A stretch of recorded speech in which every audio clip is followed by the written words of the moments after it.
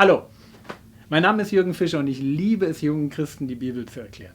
Unser Thema heute, Jüngerschaftskurs, Lektion 42, Mann sein. Wenn wir uns das Männerbild anschauen in der modernen Welt, dann habe ich persönlich den Eindruck, keiner weiß so richtig genau, was es noch heißt, Mann zu sein. Es gibt da so zwei Extreme. Das eine ist der Macho und das andere so das Weichei. Und beides kann es irgendwie nicht sein. Zumindest merkt man, wenn man versucht, das zu leben, es macht nicht wirklich glücklich und froh. Also die Frage, was bedeutet es, Mann zu sein? Und biblisch gesehen definiert sich der Mann aus seiner Beziehung zur Frau heraus. Also Gott schafft den Menschen nach seinem Ebenbild als Mann und Frau. Beide zusammen repräsentieren Gott. Also nicht Gott ist wie der Mann oder Gott ist wie die Frau, sondern Mann und Frau in ihrer Zweisamkeit, in ihrer Unterschiedlichkeit repräsentieren Gott. Und wenn ich wissen möchte, was ein Mann ist, dann macht es ganz viel Sinn, mir anzuschauen, wie ein Mann mit einer Frau interagiert. Weil seine, wenn ich es mal so sagen darf, seine Rolle und seine Identität sich aus der Beziehung zur Frau heraus ergibt. Ein Mann nach dem Herzen Gottes ist ein Mann, der das Gute einer Frau sucht. Nicht unbedingt seiner Frau, sondern das Gute von Frauen sucht. Ein Mann nach dem Herzen Gottes ist einer, der Frauen versteht und sie mit seinem ganzen Verhalten ehrt. Ein Mann soll Frauen verstehen, Frauen ehren. Und ich würde sagen, wie wird ein Mann, ich meine, biologisch bin ich Mann. Wenn du dich immer die Frage stellst, bin ich Mann, das kann man anschauen, kann man sehen. Ja? Da musst du nur mal kurz auf die Toilette gehen und dann weißt du das wieder.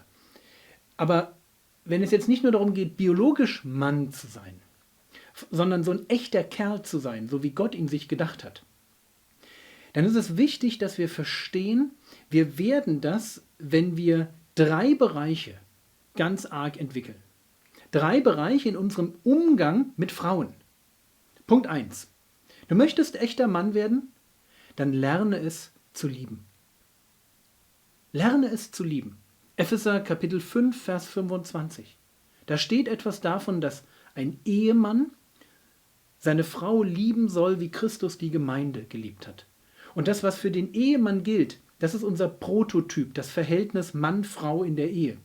Das gilt abgespeckt für alle Männer im Umgang mit Frauen. Da, wo ich als Mann auf eine Frau treffe und ihr als Mann, als reifer Mann begegne, dort werde ich ihr Liebe entgegenbringen. Ich werde ihr Interesse entgegenbringen. Ich werde sie nicht egoistisch einfach benutzen, weil das passt nicht.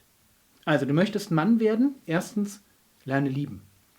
Zweiter Punkt, lerne sie beschützen. Und das fängt an, beschütze sie vor dir selbst. Zum Beispiel vor deinen begehrlichen Blicken, die, wenn sie sich nach vorne beugt, in ihren Ausschnitt verschwinden. Augen zu. Fang da an. Und dann denk weiter. Wie kann ich Frauen in meiner Umgebung beschützen? Wie kann ich dafür sorgen, dass man nicht über sie schlecht redet? Wie kann ich dafür sorgen, dass sie eine Atmosphäre finden, in der sie sich wohlfühlen? Das ist mein Job als Mann. Wenn ich das nicht schaffe, und da auch wieder der Ehemann, der bereit ist, in den Krieg zu ziehen, der Ehemann, der bereit ist, seine Frau gegen eine Horde von Schlägern zu verteidigen, da ist es klar. Aber wenn du richtig Mann werden willst, dann gilt das auch für dich ganz praktisch im Alltag in der Schule. Wenn das Mädchen 2 Tische weiter immer gemobbt wird, dann steh auf. Nicht, weil du in sie verliebt bist, sondern weil du Mann bist. Und weil du weißt, das ist mein Job als Mann, für Frauen einzustehen. Und drittens, wenn du als Mann reifen möchtest, dann fang an zu führen. Lerne es, nicht feige und planlos zu sein, sondern Verantwortung zu übernehmen. Wo fängt das an? Ja, das fängt in deinem Leben an. Da, wo du in der Schule einen vernünftigen Job machst, in der Ausbildung einen vernünftigen Job machst, in der Gemeinde einen vernünftigen Job machst, wo du so etwas wie einen Plan hast, wo du lernst zu beten, wo du lernst mit Zeit richtig umzugehen, mit Geld richtig umzugehen. Lerne es zu führen. Das macht einen richtigen Mann aus. Und wenn du so wirst, wenn du sagst, ja, ich will das lernen, ich will echt ein Kerl werden vor Gott. Ich will einer sein, der liebt, der beschützt, der führt. Wenn du so einer wirst, dann wirst du merken, dann machst du einen Unterschied. Und dann kann es sein, dass Frauen sich in dich verlieben, obwohl du das gar nicht willst. Weil das ist das, wonach sich eine Frau sehnt. Nach einem echten Kerl. Wo sie weiß, der ist für mich da. Der ist bereit, sich um mich zu kümmern. Und der ist bereit, in der Familie Verantwortung zu übernehmen. Und das ist genau das, was ich dir wünsche, dass du wirst. Ich habe einen neuen Begriff für dich mitgebracht und der ist komisch. Das Wort Gesicht. Jetzt würdest du sagen, ich weiß, was ein Gesicht ist. Das ist ein Teil von meinem Kopf, ja, nämlich der Teil hier vorne. Richtig. Aber in der Bibel bedeutet Gesicht manchmal auch Erscheinung oder Vision. Also ein Gesicht sehen heißt, ich nehme eine Vision wahr. Gott spricht irgendwie zu mir, so dass andere Leute das nicht mitkriegen. Deswegen Gesicht ist gleich Vision oder Erscheinung. Wenn du beten magst, bete, dass du ein Mann wirst. Das, was die zänkische Frau ist, also eine Frau, die man definitiv nicht heiraten sollte, wo man sich echt fernhalten sollte, das ist beim Mann der jähzornige Schläger, der bitter wird, unsensibel ist, jähzornig, gewalttätig. Wenn du merkst, das steckt in dir drin, dann bete, dass du ein Mann nach dem Herzen Gottes wirst. Das wünsche ich dir von Herzen. Bibellese, wir sind immer noch im Lukas-Evangelium, Kapitel 21. Lukas 21, die Verse 20 bis 38. Lesen, gleich kommen 2 Fragen.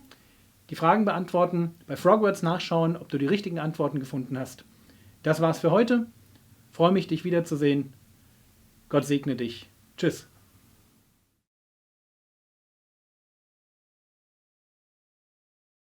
Brought you quack.